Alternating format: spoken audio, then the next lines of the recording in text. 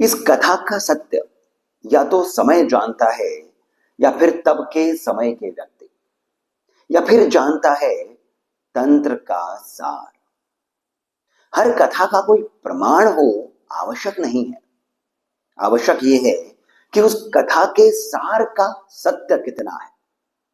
यदि सार सत्य है तो फिर कथा का जो भी रूप हो वो सत्य ही होगा।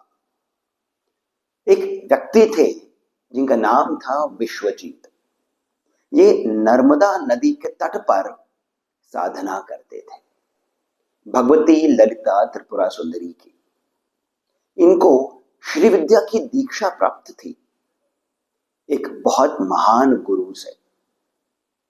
इन्होंने भी 12 वर्षों तक नर्मदा नदी के तट पर ही रहकर भगवती ललिता त्रिपुरा सुंदरी की घनघोर तपस्या करी। तपस्या का तेज इतना था कि इन्हें नाना प्रकार की सिद्धियां भी प्राप्त हो गई। ये बैठे बैठे दूर प्रदेश में क्या हो रहा है उसका ज्ञान प्राप्त कर लेते थे। इन्हें किसी व्यक्ति के जीवन में घटी हुई सभी घटनाओं का भी भान हो जाता था। इनके पास और भी नाना प्रकार की सिद्धियां थी। ये अंतर्धान होकर के कहीं भी पहुंच सकते थे।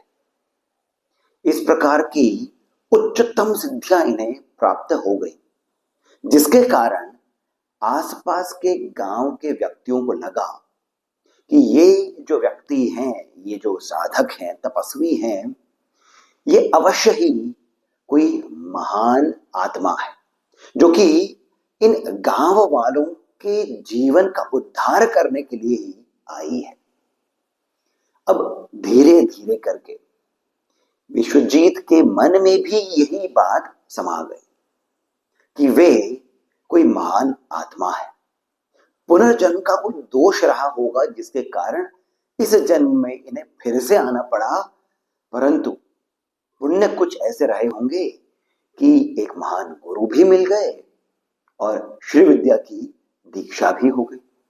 और तपस्या इनकी इतनी अद्भुत रही कि इनकी जो सिद्धियां हैं इन्होंने ही इन्हें महान बना दिया है। इस प्रकार का एक दंभ इनके मन में समा गया, अहंकार। जब अहंकार आ जाता है तो अकेला नहीं होता है। शुंभ निशुंभ के साथ और भी बहुत से राक्षस, असुर सेना में भर्ती हो गए थे। विश्वजीत के मन में भी केवल अहंकार नहीं आया, कुछ इस प्रकार की भावना आई कि मैं ही तो हूं, मैं ही हूं, मैं ही सब कुछ हूं। एक महिला बहुत दुखी, पीड़ित, विश्वजीत को महान समझ करके इनके पास आई, इनकी कुटिया में आई। अपना रोना वो सामने रखती कि विश्वजीत ने अपनी उन सिद्धियों से पता लगा लिया कि बात क्या है। महिला अचंभित भी हुई और आकर्षित भी हुई, किसी अन्य कारण से नहीं कि बस इस कारण से कि ये जो व्यक्ति है तो बहुत महान है। परंतु विश्वजीत को उस महिला की सुंदरता मोहित कर गई।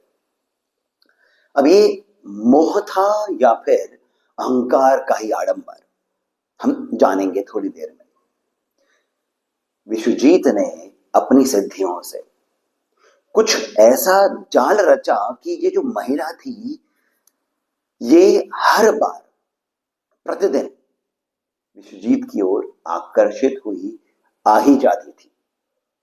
वो जो समस्या थी उसका समाधान विश्वजीत ने किसी प्रकार से कर दिया था, परंतु तब भी ये महिला विश्वजीत की कुटिया की ओर आ ही जाती प्रतिदिन।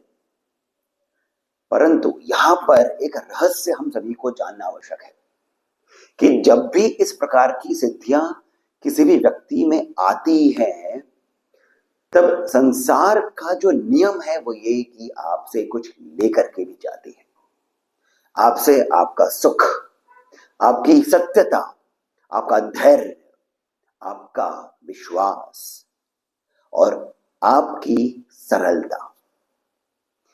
विश्वजीत अपनी सिद्धियों का प्रयोग प्रतिदिन करता था, परंतु होता यह था कि कुछ समय बाद ये जो महिला थी, इसके मन में ये बात आई कि कुछ तो मुझे होता है, मैं प्रतिदिन क्यों चले जाती हूं, मुझे नहीं जाना होता है, फिर भी मैं चले जाती हूं। ये प्रतिदिन स्वयं से लड़ती थी, परंतु फिर भी चले जाती थी। विश्वजीत इसे अपनी जीत मानता था। अब एक दिन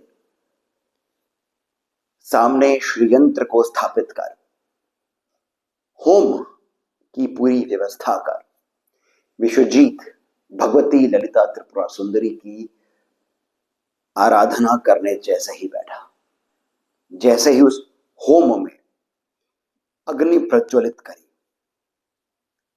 और श्रीयंत्र पर जैसे ही सिंदूर लगाया, सर्वप्रथम वो जो सिंदूर था वो राख बन गया और साथ ही साथ वो जो अग्नि थी वो अग्नि कुछ अलग ही रूप लेती हुई सी प्रतीत हुई। विश्वजीत को इस बात का आभास ही नहीं हुआ कि उसने इतने दिनों में जो किया उसमें सही क्या था और एक जाल रूपी इंद्रजाल किस प्रकार से उसी के आसपास में एक रूप, भयावह रूप लेता गया था।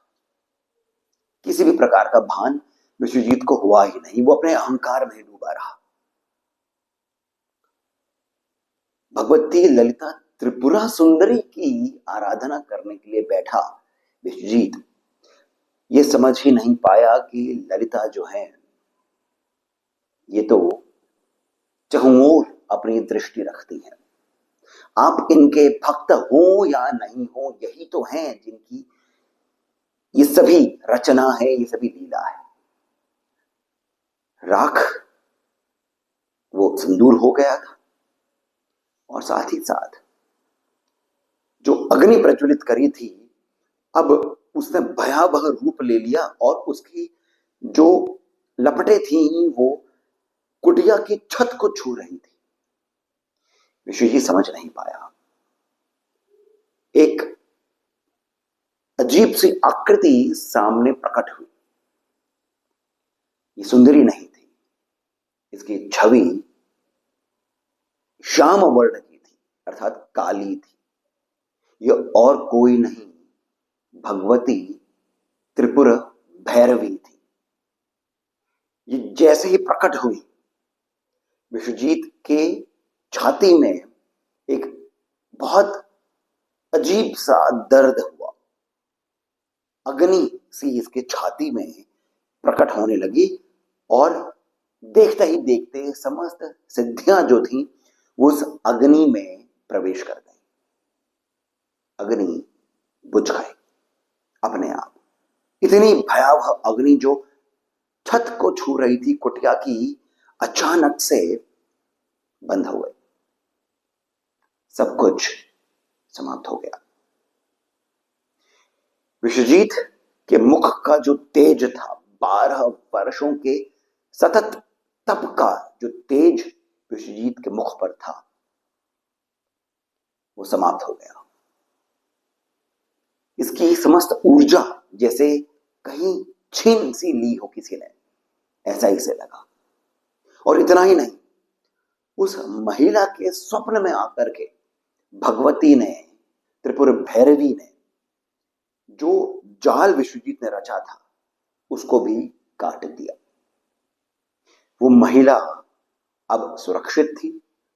वो महिला ऐसी कभी नहीं थी कि उसने भगवती ललिता त्रिपुरा सुंदरी की कभी भी साधना करी हो, कोई नाम भी लिया हो, मंत्र भी जपा हो, परंतु भगवती है, सब पर इनकी दृष्टि रहती है।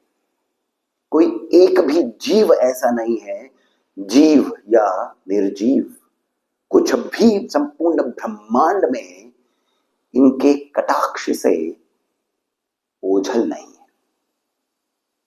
सब कुछ इनको दिखता है, समझ में आता है। ये केवल अपनी उस ललिता भाव से ही सब कुछ बस देखती रहती हैं, व्यक्ति के कर्म को देखती हैं, और जब समय आता है बहुत ये अवसर भी देती है, परंतु जब समय आता है और उसके सभी कर्म का जो एक मटका होता है, जब वो भर जाता है, तब ललिता अपना रूप लेती है, रौद्र रूप भैरवी का, त्रिपुर भैरवी का।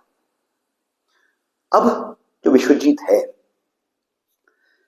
ये जंगल जंगल भटकता है, कहीं भी इसे शांति सुख प्रदान नहीं हो पाता है। कितने ही गुरुओं के पास जाता है, कहीं से भी नहीं। रात को ये 2 घंटे से अधिक सो पाता है, दिन में भी कोई संतुष्टि कहीं से भी नहीं है, होठ सूखे पड़े। विश्वजीत को करनाली नाम का एक गांव है जो वडोदरा के एक प्रांत में आता है, वहां पर गांव वालों ने देखा था एक किसी मंदिर में झाड़ू लगाते हुए, भीख मांगते हुए। 12 वर्षों की तपस्या, वो तेज आपके एक इस प्रकार के भाव से, जिससे कि दूसरे का आहित हो रहा है, उसी से समाप्त हो गया। सनातन में पाप का कोई ऐसा जैसे अन्य धर्मों में होता है, या फिर अन्य जो भी हम उसे कहते हैं एक मान्यता है, उसमें होता है कि पाप करा है तो आपको आपके सभी पाप माफ हो जाएंगे यदि आप कुछ ऐसा ऐसा कर लेंगे। सनातन में कर्म का फल भोगना पड़ता है, वो कम ज्यादा हो सकता है, वो आपका स्थगित हो सकता है, परंतु कर्म का फल वो कोई भी हो, मनुष्य हो या देव हो, भोगना अवश्य पड़ता है। और इस बैलेंस को ललिता सदैव बनाए रखती है। ये कथा जो है इसकी सत्यता, जैसे मैंने पहले भी कहा, या तो अब करनाली गांव के जो लोग हैं जिन्होंने अपने पूर्वजों से कोई कथा सुनी होगी, तब या तो वे बता सकते हैं, या फिर त्रिपुर भैरवी। वही सत्य है, वही सनातन है, वही समय है। तो बात यहां पर ये आती है, जो उसका सार है वो ये आता है कि सर्वप्रथम त्रिपुरा सुंदरी ही त्रिपुरा भैरवी है, त्रिपुरा भैरवी ही रौद्र रूप है त्रिपुरा सुंदरी का। यही काली है, तारा है, यही छिन्नमस्ता है, भुवनेश्वरी है, यही कमला है, और समस्त देवियां भी, दुर्गा भी यही है, नाना रूप जो देवी ने लिए हैं यही है। बगलामुखी होकर के दुष्ट की जीवा को भी स्तंभित यही करती है। जैसी जिसकी सोच है, इच्छा है, भाव है, उसी प्रकार से ये स्वयं को रूप देकर के भक्त के जीवन को पार लगाती है। परंतु दूसरा सार यहां पर यह आता है कि तेज को, किसी भी व्यक्ति के तेज को वो उसके ज्ञान से आया हो, उसके कर्म से आया हो, उसकी दिव्यता नहीं समझना चाहिए। तेज जो है वो वाणी से भी आता है, मुख की चमक भी हम तेज मान लेते हैं।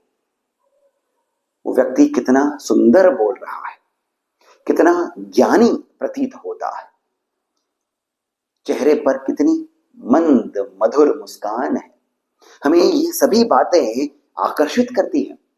और ये ऐसा केवल उस महिला के साथ ही नहीं, हमारे भी जीवन में होता है।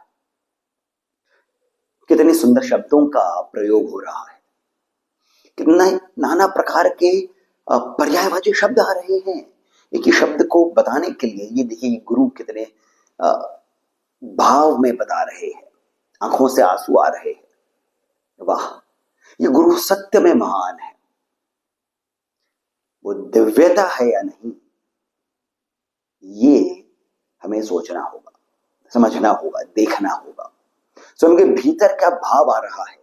जैसे उस महिला के भीतर जो भाव आ रहा था, वो कुछ समय बाद उसको बता रहा था कि कुछ तो सही नहीं है।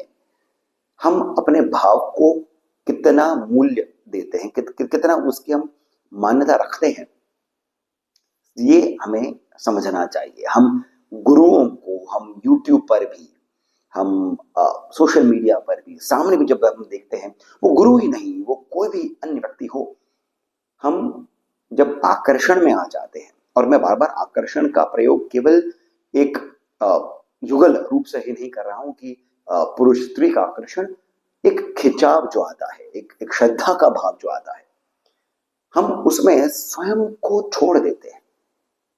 उसने कहा है सही होगा, वो गलत कैसे हो सकता है।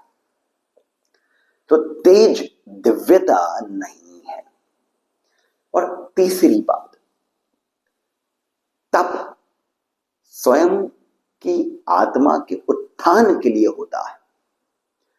सिद्धियां जो हैं, इन्हें प्राप्त करना भी बहुत अच्छा है। आपको बताती हैं कि आपकी जो जो साधना है वो सही दिशा में है, परंतु मोहित हो जाना यह आपके उस तप की कमी को भी दर्शाता है। आपका जो समर्पण है उसकी कमी को दर्शाता है। तो जब तक समर्पण नहीं आएगा, यहां पर भगवती ललिता त्रिपुर सुंदरी की तपस्या हो रही थी, साधना हो रही थी, और जो मंत्रों का उच्चारण है, गुरु का जो तेज है, उसे सिद्धियां प्राप्त हो जाती है। परंतु जब तक समर्पण नहीं होगा कि आत्मा का उत्थान करना है, और हे देवी आप ही कर सकती हैं, न मह, मैं नहीं हूं, ये जो भाव है, जब तक ये नहीं आता है, पूर्ण समर्पण। बड़े बड़े साधु, तपस्वी, बड़े बड़े मुनि, महान जन, हमारी पुराणों में जो कथाएं आती हैं, उन्हीं में देखे गए हैं कि किस प्रकार से उनका पतन होता है। आशा करता हूं कि आपको इस कथा से लाभ प्राप्त हुआ होगा। इसका जो सार है वो आपको सुंदर लगा होगा, स्वयं के जीवन में इसे अपनाने जैसा ये लगा होगा। यदि ऐसा है तो कृपया करके इस वीडियो को आप लाइक अवश्य करें, हमें सब्सक्राइब करना नहीं भूलें, और कमेंट सेक्शन में बताएं कि यदि ऐसा कुछ आपके साथ में भी हुआ हो, आपकी साधना का, भगवती ललिता त्रिपुरा सुंदरी की साधना का, श्री विद्या का आपका स्वयं का अनुभव क्या है, वो भी आप हमें बताएं। और यदि आपने कुछ ऐसा अनुभव किया हो, किसी और से सुना हो, त्रिपुर भैरवी और त्रिपुरा सुंदरी, इनका जो एक संबंध हमने इस कथा में सुना समझा, वैसा ही कुछ आप कमेंट सेक्शन में मुझे बताएं। साथ ही साथ कमेंट सेक्शन में जो पहला कमेंट पिन है, वहां से जीपे, पेटीएम इत्यादि के माध्यम से जितना अधिक हो सके आप हमें श्री सहयोग भी प्रदान करें, बहुत अधिक प्रोत्साहन मिलता है। इसके साथ मैं सिद्धार्थ बाबू से जानकारी लेता हूं। धन्यवाद।